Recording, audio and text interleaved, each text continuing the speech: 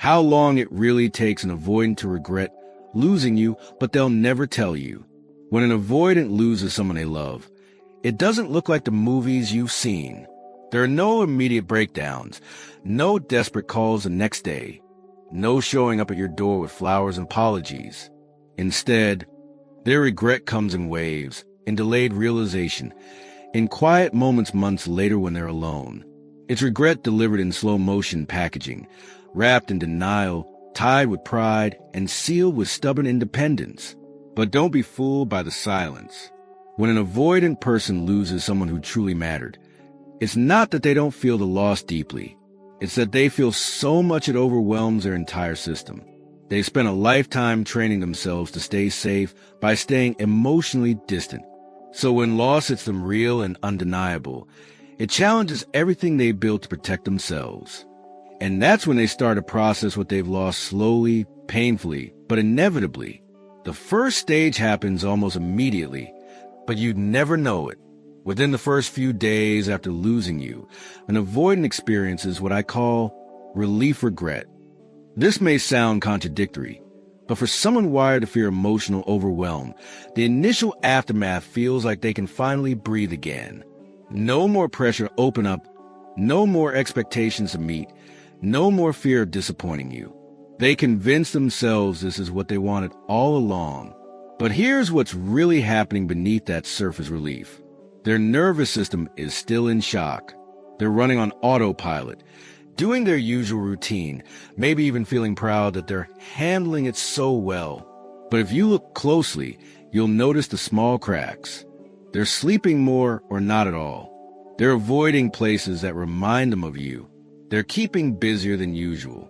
To an avoidant, this stage feels like winning, but it's actually their emotions being temporarily frozen. They're not processing the loss yet because their brain is still protecting them from the full impact. This isn't real relief. It's emotional numbness disguised as freedom, and it never lasts long. The second stage hits around week 3 to 6, and this is when the real psychological warfare begins. The initial numbness starts wearing off, and suddenly they're hit with what feels like random waves of emptiness. They'll be going about their normal day, maybe making coffee or driving to work, and suddenly they feel this strange, hollow feeling they can't quite name. This is when they start noticing your absence in ways that catch them off guard. Your favorite song comes on the radio, and instead of changing it, they sit there feeling something they can't identify. They find themselves reaching for their phone to text you about something small, then remembering you're not there anymore. But here's the thing about avoidance in this stage. They don't call it missing you. They call it being distracted or having an off day. They're masters at reframing their emotions into something more manageable. They might even start dating someone new during this time, not because they're over you, but because they're trying to prove to themselves that they are. They need evidence that they can function without you, that they made the right choice. But the new person feels wrong in ways they can't explain. The conversations feel shallow, the connection feels forced, and they find themselves comparing everything to what they had with you. This is when the first real seeds of regret start growing, but they're still too proud and too scared to acknowledge them.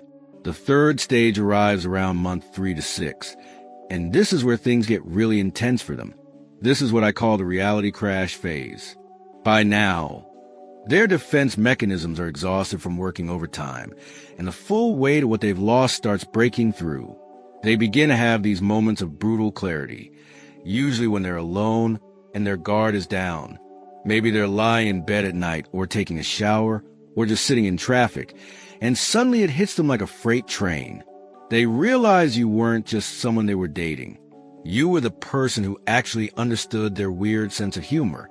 You were the one who didn't push them when they needed space, but still stayed around. You were the rare person who made them feel safe enough to be themselves, even if they never told you that. This realization is terrifying for an avoidant because it forces them to admit they were wrong, not just about the breakup, but about their entire approach to love. They start replaying conversations, remembering moments when you tried to get closer and they pulled away.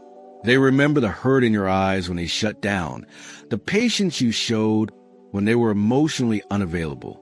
For the first time, they see their behavior from your perspective, and it's devastating. But even in this stage, they won't reach out.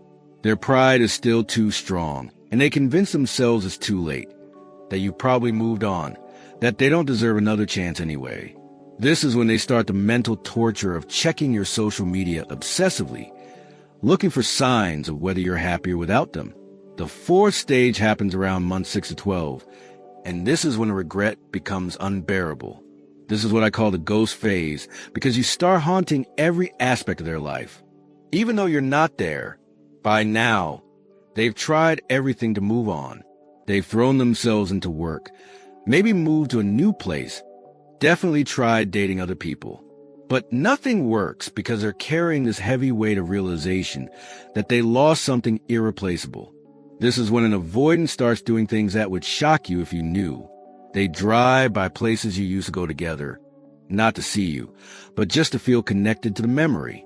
They keep that sweater you left at their place, telling themselves they'll return it someday, but really they just want something that still smells like you. They find themselves defending you to friends who try to badmouth you, getting angry when people suggest you weren't good enough for them. The regret at this stage isn't just about missing you anymore. It's about recognizing that they sabotaged the best thing that ever happened to them because of their own fears. They start seeing patterns in their behavior, realizing they've done this before with other people, but never with someone who mattered as much as you did. They begin to understand that their need for independence and space wasn't actually protecting them from pain. It was guaranteeing they'd end up alone with their pain, which is so much worse. This is when they might finally start going to therapy, not to get you back, but because they can't live with themselves anymore. But even then, they're processing this loss in isolation because reaching out still feels too vulnerable, too risky. The final stage can take anywhere from 1 to 3 years, and this is when regret transforms into something deeper, genuine remorse and self-awareness. By now, they've stopped trying to run from the pain and started sitting with it. They finally accepted that losing you wasn't just bad timing or incompatibility. It was a direct result of their own emotional cowardice. This is when they understand that you weren't trying to trap them or take away their freedom. You were offering them unconditional love from someone who actually saw them and chose to stay anyway. The cruelest part of this final stage is that this is when they're finally emotionally ready for the relationship they lost. They've learned to sit with uncomfortable feelings instead of running. They've developed the tools to communicate instead of shutting down. But by now, you've likely moved on with your life, maybe even found someone who can love you openly from the start. So if you're wondering how long it takes an avoidant to regret losing you, the answer is both immediate and forever. They feel the loss right away, but it takes them months or even years to fully understand what they lost and why it was their fault. By the time they're capable of being the partner you deserved, it's usually too late to get you back. Their regret becomes part of who they are, a reminder of what happens when fear wins over love. But they're